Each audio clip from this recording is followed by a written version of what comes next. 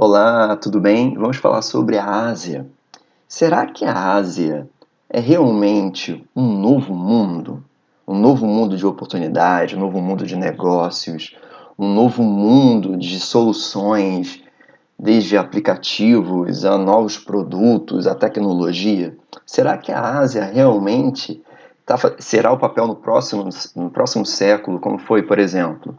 A gente vai discutir um pouquinho sobre isso. Reparem só nessa próxima imagem.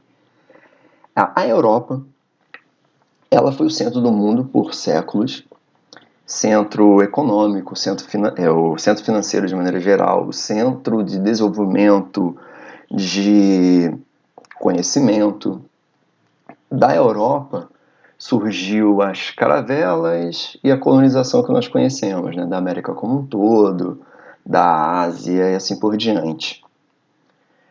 Da colonização surge os Estados Unidos, que é o principal país economicamente, a questão militar, questão econômica. Os americanos hoje é a maior potência, é praticamente quase uma potência hegemônica, se você olhar o seu PIB, né, tudo que é produzido, e olhar também o quanto que eles gastam na área militar. É várias vezes o segundo colocado, que eu acho que é a França ou a Alemanha. Reparem só que o centro econômico do mundo já foi a Europa, a velha Europa. O centro econômico do mundo, Estados Unidos. Será que existe uma transição desse centro do mundo para esse novo setor que seria nossa nova região, que seria a Ásia? Bem, metade da população do mundo já está lá. Então, economicamente falando, metade dos consumidores, se você pensar estritamente em questões econômicas, já estão lá. Por conta disso, existe uma teoria que fala que existe esse processo, esse decorrer da Europa para a América, principalmente a América do Norte, centrado nos Estados Unidos, né, no Ocidente, indo para o Oriente, indo para a Ásia. Lembrar que na Ásia tem a China, a Coreia do Sul, o Japão, o mundo árabe com petróleo e assim por diante, ok? Porém, existem contrastes econômicos. Reparem nas imagens, tá? O IDH de 8,7 de 0,87 representa a Coreia do Sul. A Coreia do Sul, a gente sabe muito bem, produção da Hyundai, Samsung. Repare o contraste também da Ásia, da Síria como exemplo, vivendo crise econômica, recentemente questões de guerra civil. E, por fim, a região de Bangladesh, uma das regiões mais pobres do mundo. O IDH, quanto mais próximo a 1, melhor. Então, os países mais ricos, desenvolvidos, com economia melhor. Reparem só, na Ásia, metade da população do mundo também tem grandes problemas sociais e econômicos.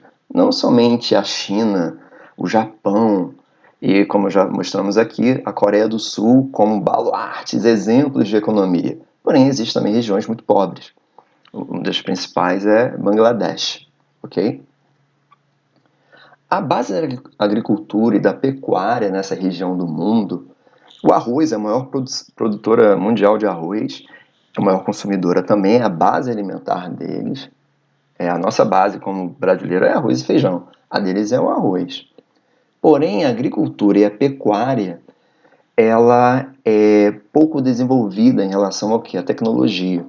Ela utiliza o quê? Muita mão de obra, já que a população é gigante dessa região, a mão de obra não falta. Então, vale a pena você ter muitos mais funcionários do que você comprar uma máquina, um maquinário. Por conta do nível baixo do salário, faz com que boa parte da população viva na região rural, uma situação econômica bem degradante, e costumes de milhares de anos, etc., mas ressaltar que a mão de obra é a base da produção agrícola. Assim também com a questão pecuária, que faz com que seja uma pecuária extensiva, com baixa utilização de tecnologia. Diferentemente do Brasil, que tem uma pecuária extensiva também, com uma grande área, aqui se aplica muita tecnologia, na questão de vacinas, zoonoses, né, na zootecnia de maneira geral, na utilização de dados coletados por satélite. A nossa agricultura, a nossa pecuária, ela é muito atrelada ao tal do agronegócio, como eu já falei em um vídeo anterior, sobre como que, diferentemente, né, de algumas regiões do mundo que necessitam de muita alimentação, o Brasil hoje é o celeiro do mundo com alta tecnologia, graças à nossa NASA, que a nossa NASA é chamada de Embrapa, ok? Porém, existem regiões no mundo, por exemplo, no Ocidente, na América, você tem os Estados Unidos como exemplo, né, de tecnologia, agricultura, e existe, por exemplo, sei lá, países da América Central que são pobres. Assim também na Ásia. Por exemplo, nessas duas imagens mostram o quê? Israel, na sua direita, na sua imagem, mostrando uma agricultura que eles desenvolveram que é fantástica. Que na região desértica, quando você faz uma irrigação comum, você perde muita água por conta do calor para o ambiente, para a atmosfera. Eles inventaram um sistema chamado de gotejamento, que tem um cano que liga em cada raiz tem um cano ligando todas as raízes das plantinhas, né? Fazendo com que cada raiz receba um pouquinho de água necessária para ela. Um furinho, né? Então é uma gotinha de água o suficiente para ela no dia. Essa tecnologia permitiu que na região de Israel, que é um semiárido muito parecido com a região nordeste brasileira, tem um desenvolvimento econômico da agricultura, né, de frutas, qualidade de fruta, qualidade de hortaliças muito grande. Tanto é que Israel é um grande produtor e exportador desse tipo de gênero, ok? E falar também sobre o Japão. O Japão, uma área pequena, uma população gigante, investiu em muita tecnologia para a produção, principalmente agropecuária, né? E também na produção agrícola. Reparem só que existe a Coreia do Sul, o Japão, o Israel como característica de desenvolvimento econômico, a própria China também um pouco, mas existem também áreas ruins, como por exemplo a imagem anterior, que seria a região de Bangladesh, o país Bangladesh, que é extremamente pobre. Falar sobre a China, a gente hoje vive, né, sobre o Covid-19, a gente não pode associar somente a China a isso, ok? Mas a gente pode associar o seguinte, que a China tem uma grande população e que essa população precisa de alimento. Essa população precisa de alimento, eles produzem sim muito alimento, só que eles por conta do tipo de produção agrícola dele, que é praticamente suínos, produção bovina, ok? Eles têm grande dificuldade ou sofrem com algumas gripe suína, é um problema chamado também um vírus chamado vaca louca, porque quando eles produzem muito e não tem a tecnologia, por exemplo, do Brasil, eles acabam tendo grande dificuldade nessa questão de limpeza, da zootecnia, da possibilidade, né, no incremento dessas tecnologias, permitindo que tenha um animal saudável.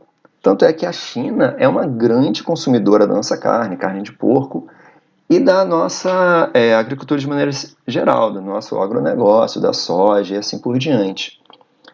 A China, hoje, ela faz uma coisa bem interessante, que ela está investindo muito dinheiro pesado em infraestrutura e também na produção agrícola de alguns países da África, do continente africano. Por que disso? Para fazer com que eles não sejam totalmente dependentes, tanto dos Estados Unidos, na produção agrícola também, e do Brasil, que é também um grande produtor agrícola. Isso é muito interessante mostrar que existe uma geopolítica muito grande em relação à questão alimentar. Vale lembrar, como já falei, a população da Ásia, praticamente a metade do mundo está lá. Eles tentam desenvolver mecanismos para aumentar a sua produção agrícola e diminuir sua dependência de países como, por exemplo, o Brasil e próprios Estados Unidos, investindo em infraestrutura em alguns países do continente africano, comprando terras para produzir nessas regiões, ok? Na China, a gente fala um pouquinho sobre a política do filho único.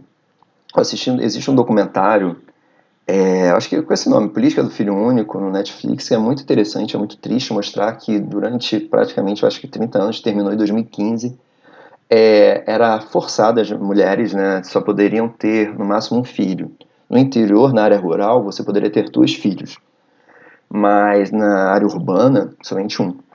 Isso fazendo o quê? Que se a mulher tivesse grávida do segundo filho, ela por vezes tinha que dar esse filho, ela tinha que abortar. E essa política era uma ideia de que a população chinesa ia crescer tanto e eles não teriam capacidade de alimentar toda essa população. Causou grandes problemas demográficos, que fez com que a população chinesa ficasse mais envelhecida, porque de maneira geral não nasceu tantas crianças, né, para substituir os idosos, né, a mortalidade dos idosos, e entrar as pessoas no mercado de trabalho.